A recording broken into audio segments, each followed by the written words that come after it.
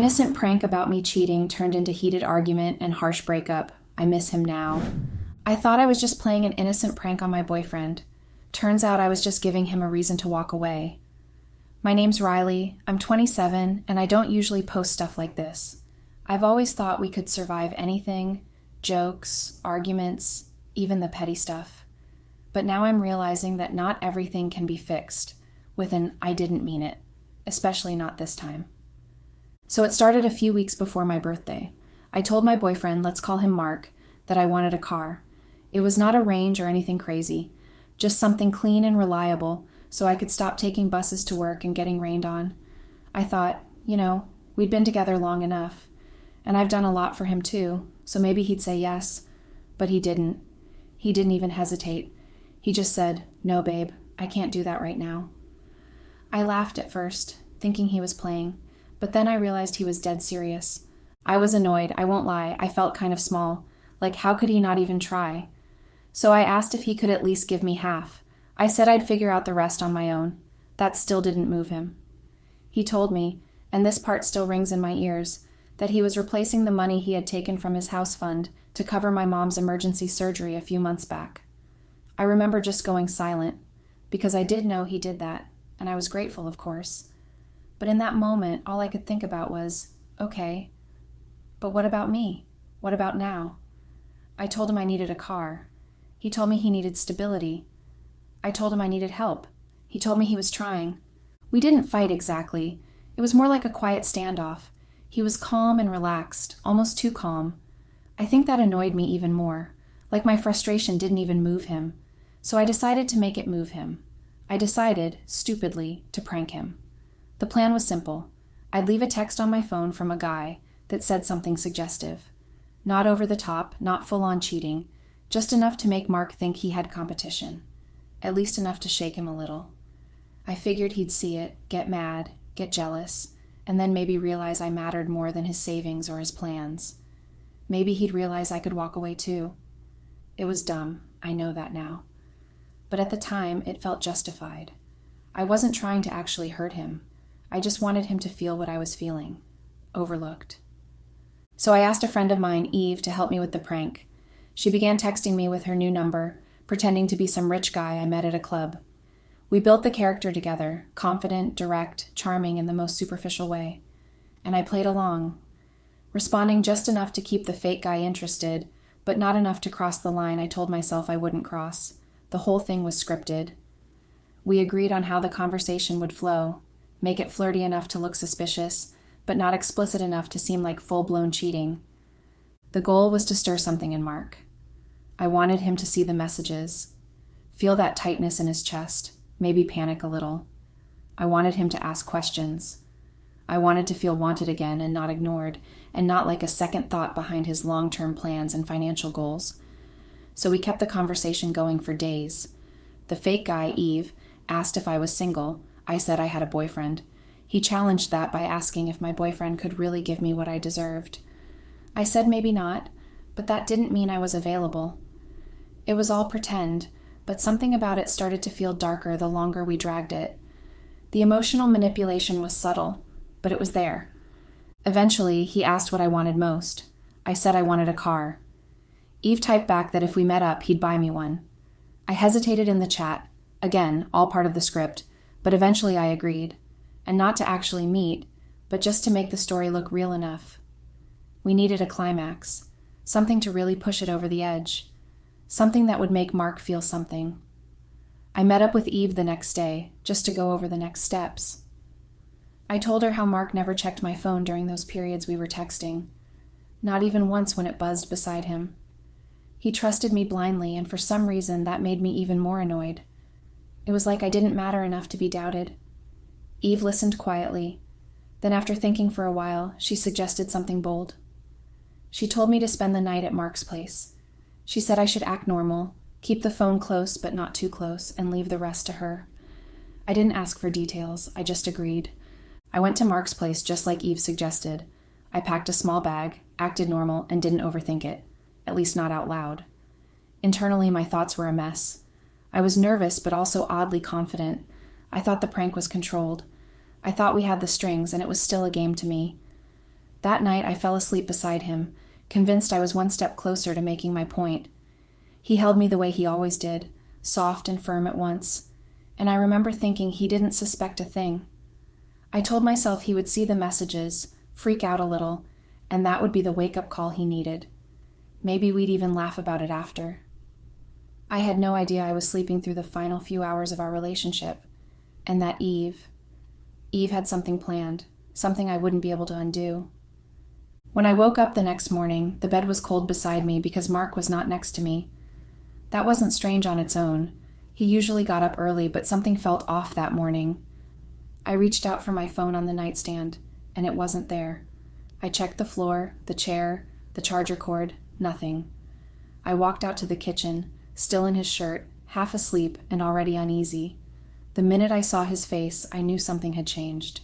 His expression was blank, but not in a calm way. It was tense and focused, like he had already made up his mind about something. Then I saw it, my phone on the table beside him. That's when it clicked. He had seen the messages, but I didn't know how far things had gone. I assumed he saw the planned flirting, the fake offer for a car, the pretend tension. That was all we had set up. But then he picked up the phone, tossed it to me without a word, and turned his back. When I opened the messages, my heart dropped. There were new texts, dozens of them, long, descriptive, personal messages. My rich guy was now talking about a night we supposedly spent together. Vivid, detailed, completely fabricated. Things I never said, things I never did. Things no boyfriend should have to read about the woman he loves. I was shocked. I hadn't approved this. I didn't even know Eve had taken it this far. It was supposed to end at jealousy and not betrayal. Mark didn't say much. He just said a few words in a cold and flat tone. He told me he didn't want to hear anything else when I tried to explain, and that he was late for work. Then he asked me to leave so he could lock up. He didn't beg for clarity. He just concluded everything was exactly as he saw it. I stood there for a second, waiting for something, anything, hoping that he'd look at me one more time and he'd realize it wasn't real. But nothing came. I was being kicked out, and he wasn't looking back, so I left. I walked out of his apartment still in shock, with my phone in hand, and the messages burning holes in my chest. I took a ride straight to Eve's place. My emotions were a mess, confused, angry, and humiliated. When she opened the door, I didn't greet her. I just asked what the hell she had done. She didn't apologize or see the fault in her actions. Rather, she just snapped back that it had been my idea from the start, that I was the one who wanted Mark to feel threatened, that I told her to handle it, and that she followed the energy I set. I yelled at her and she yelled louder. She said I was acting like a victim when I was the one who initiated the whole thing. And maybe she was right. But I still couldn't believe she'd made up a whole fake hookup and dropped it in his lap while I slept in his bed. We had a full-blown fight, words thrown, blame was passed, and no resolution in the end. Eventually I left her place too, angrier than before, but mostly just empty. I went home that afternoon with no peace of mind, and a friendship that now felt more like an open wound. I turned my phone off the moment I got in and sat quietly. It was never supposed to go this far, but it did, and I had no idea how to fix it. I didn't know who else to talk to, so I went to my mom. I told her everything. I expected maybe a little sympathy or some sort of advice on how to resolve things. But the moment the words left my mouth about the prank, about Eve, about how badly it backfired, she didn't hold back. She shouted at me and told me I was selfish, that I had gone too far, and that no man, no matter how much he loved me, deserved to be manipulated like that. She asked me how I could humiliate someone who had stood by me through the worst, someone who helped us when she was the one in the hospital bed. Her voice broke when she said it. That part hurt me badly. I wasn't ready to let things be the way it was, not yet. I didn't care about Mark's anger. I just needed him to understand that this was a prank and nothing more. Later that evening, I went to his apartment. I knew what time he usually got back from work, and I waited outside for a while before finally knocking. I had calmed down just enough to keep my tone level, but deep inside I was desperate. When he opened the door, he didn't look surprised to see me. He looked just tired, like he was emotionally drained. His eyes were strangely dull. Then he asked me what I wanted. I said I just wanted to talk. He sighed and told me he was tired and wanted to rest. I pushed anyway.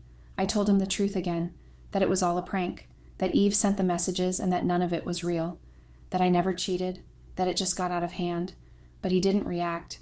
He just stared at me intensely without saying a word, making me feel even more foolish. How could he respond with silence after everything I just explained? Something in me snapped at that point. I don't know, but I think it was the shame or the guilt flipping into defensiveness. I got angry and told him that none of this would have happened if he'd just helped me in the first place, if he had just understood how badly I needed that car. If he had taken me seriously, I wouldn't have needed to go to such lengths. I threw it all at him like it was his fault for not stepping up. That was when he looked at me, and it wasn't pity anymore, it was disgust. Like I was repulsive, and even existing in the same place with him was too much.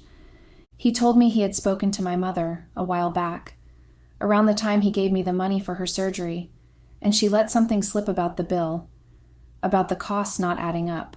She hadn't meant to, but she'd told him that the hospital needed far less than what he gave me, and suddenly things began to make sense to him. He told me he wasn't stupid, that he had suspicions, but he wanted to believe the best in me. He thought maybe I just used the leftover money selfishly, on myself, something reckless but not cruel.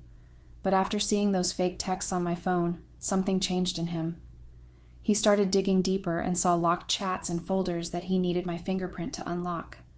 So while I was asleep, he used my finger to open them. And that was where my real cheating scandal was. And what he found there wasn't a prank. It was real. Messages between me and someone else, and not a fake club guy, not Eve pretending. Someone real, with someone I had met. Someone I had flirted with, maybe did even more. The dates, the timelines, the language, it was all there. I didn't have a defense. I couldn't even remember half of it until the names came back to me in my mind like ghosts.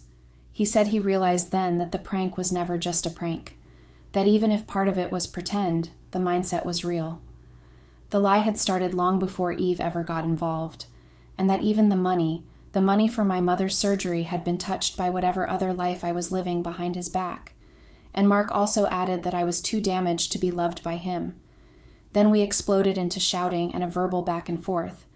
I accused him of being emotionally unavailable, and he called me a parasite and that I wasn't worth anything. He stated that he didn't care if the prank was real or fake. At this point, it didn't matter to him. He said whatever I had planned, whatever excuses I had lined up, none of it changed the truth. In his eyes, I had made my choices a long time ago. The prank only gave him the final push he needed to face them. He told me I was no longer his problem, that he was done, fully, and there was nothing that would change his mind. And then he asked for the money back. Not all of it. He made it clear he wasn't asking for the part I used for my mom's actual surgery, just the rest. The chunk I siphoned off and spent elsewhere. He didn't even ask what I did with it. He had already concluded. He didn't care anymore. All he wanted was to sever every last tie, and then he broke up with me, in his doorway. He didn't even ask me to explain myself, no chance at all. He just decided to end the relationship. The truth is, the messages Mark found were real. I had been cheating on Mark for years, not constantly and not with the same person, but enough. Enough for it to count and to mean I was never really his, not in the way he was mine. And I never thought it would catch up with me like this. I always thought I had control, that I could live both lives, be the loved girlfriend, and still keep my secrets tucked away in little corners he'd never check. I didn't know that a stupid prank would be the thread that unraveled everything, and I wasn't ready to own it. So I said something awful, something that came from that desperate, cornered place in me, the place that couldn't stand to lose.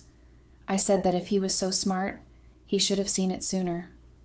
That maybe if he had been more of a man, I wouldn't have needed to look elsewhere for anything, and that I waited and waited for him to step up, but all he ever did was talk about savings and houses and the future, while I was stuck living in the now. I told him he made me feel like an accessory to his goals, and not a woman, not a partner, just someone waiting for her moment that never came. I watched those words land on him like bricks. His shoulders tensed, but he didn't flinch. I don't know why I said that. I guess it was to hurt him before he could hurt me again. Probably because I couldn't face the truth that I had no one to blame but myself. I wanted to pretend I still had power, even though it was obvious I didn't. He shook his head and said that I am nothing but a waste of his time and love, and that I shouldn't even try to hope because he was totally done with me. After that, he stepped back inside, shutting the door like I was a stranger trying to sell him something. That was the moment reality sank in. I had pushed it too far and had crossed a serious boundary, did something so damaging that there was no way to undo it. I was honestly paralyzed, and the weight of everything I had done slammed into me all at once. I stood outside for a few more minutes, just breathing and letting it sink in that I had lost him, that no apology, no explanation, no emotional meltdown would undo the damage I caused. I went home that night and sat in my room for hours with my phone turned off and curtains drawn. I didn't cry and I didn't scream. I just sat there quietly with the weight of my decisions sitting in my chest like concrete. The breakup happened just a few days before my birthday. It was supposed to be a milestone year for me. I had plans, brunch with friends, a soft girly photo shoot, and a dinner reservation Mark had secretly made weeks earlier, back when he was still planning to surprise me with something special. I didn't even know about it until someone else told me later, because by then everything had exploded. Mark made sure I had the worst birthday of my life. The morning of my birthday, I woke up to notifications blowing up my phone. Dozens, then hundreds. I opened one message, then another. It was screenshots, tweets, group chat forwards. My name was everywhere. Mark had shared everything. He circulated the cheating texts. It was not just the fake ones from Eve, but the real ones, the ones from the locked chats, the ones I'd forgotten existed until he pulled them up like evidence in a trial. My messages, my words, my shame, along with photos, pictures I had sent to other men, and even one of me asleep in his bed, peaceful, content, completely unaware of how close I was to losing everything. It wasn't just a breakup anymore, it was a public execution. Friends I had known for years stopped responding. Some blocked me outright. Even people who barely knew me had something to say. I became a trending topic in our small social circles. My birthday posts were buried under retweets of betrayal and humiliation. Strangers were mocking me and commenting on my body, screenshotting my captions and laughing about how delusion looks in a wig. Everyone was talking about the cheating scandal and not my birthday. I was no longer the girl who once had it all. I was just drama and disgrace. I cried harder than I ever have in my life. The ugly kind of crying with my mouth open, body shaking, tears soaking my shirt and my pillow and my dignity. No one reached out, not even Eve. She was too busy distancing herself, telling people she was just helping me with a joke, and had no idea about the real cheating. I was alone. My mother wouldn't look at me. My inbox was dry, and my phone became a mirror reflecting every stupid choice I had made over the last few years. I thought I was smart. I thought I could juggle everything, play the game, have fun, and still keep my good girl reputation.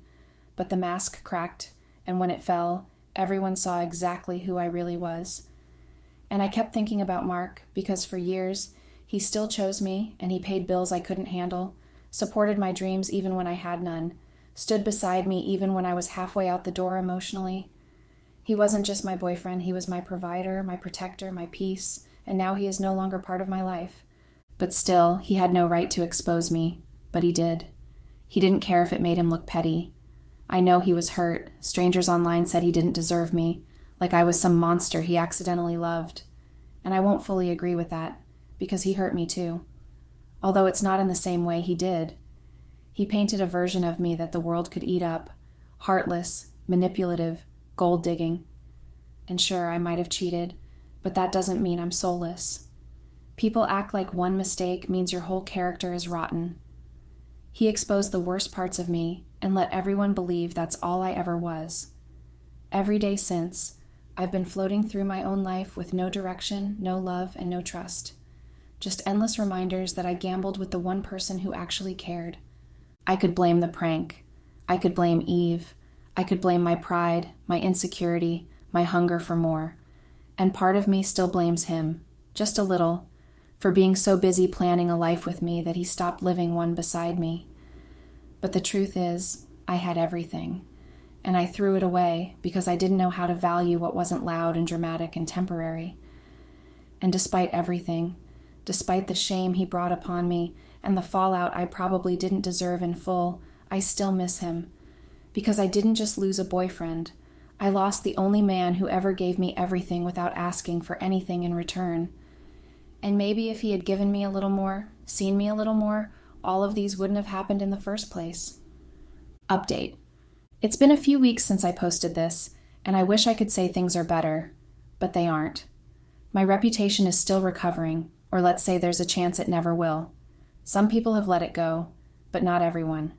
I still get side eyes in public. People still talk about it. I apologize to my mom properly. She's trying, but I can tell she doesn't trust me the way she used to. I think I broke something in her too. It's hard to be someone's child when you feel like a stranger in your own house. As for Eve, we haven't spoken since the fight. I don't even know what I'd say to her if I could. That she went too far? That I dragged her into my mess? We were both wrong. But some friendships don't survive the truth. I started therapy last week. I didn't want to post that because it sounds cliché, but I did. I needed to do something before I completely lost myself. It's slow. And I'm still not good at facing my own reflection, but I'm trying. But here's the part that'll piss some people off. I regret getting caught. I regret how messy it got. I regret letting Mark see it all. If only he didn't make me feel like a sidekick in his savings plan. Because sometimes, when you're with someone who stops choosing you every day, you start looking for somewhere else to feel chosen. That doesn't excuse it. I know that. But it's the truth. That's why I still blame him a little. I know everyone thinks I'm the villain here, but villains don't just appear. Sometimes they're created by people who never really see them until it's too late.